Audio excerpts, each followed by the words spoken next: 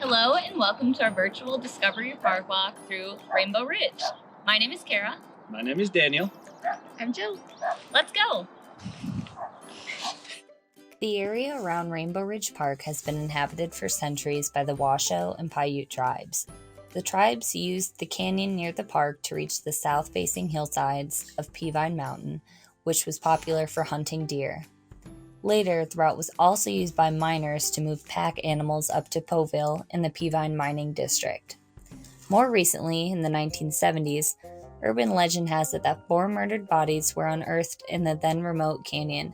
Since then, the park has been home to numerous unexplained sightings and strange lights and sounds. To this day, the murders remain unsolved. Here at Rainbow Ridge Park, we have a nice picnic area we can eat. We have a nice playground. We have a nice basketball court right here. And then in front of me, we have a nice bathroom facility.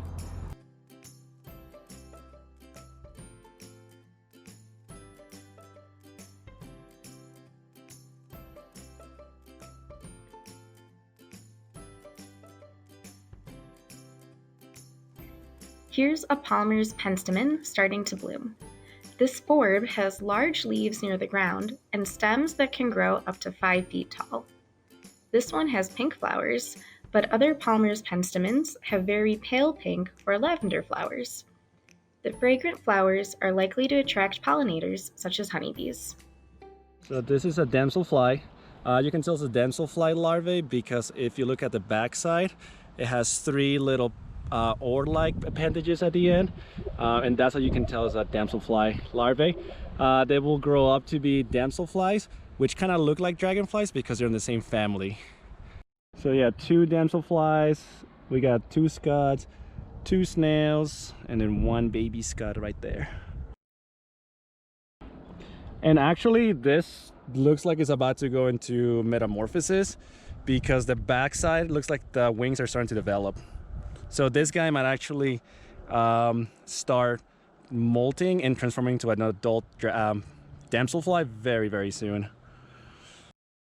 The water here does run through some of the some urban areas, some suburban areas.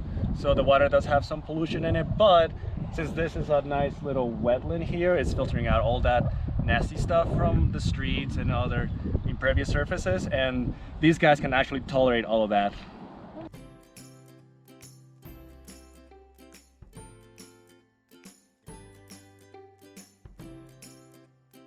If you walk along the dirt path, you will come across a diatomite outcrop. Diatomite is a sedimentary rock with a chalk-like appearance.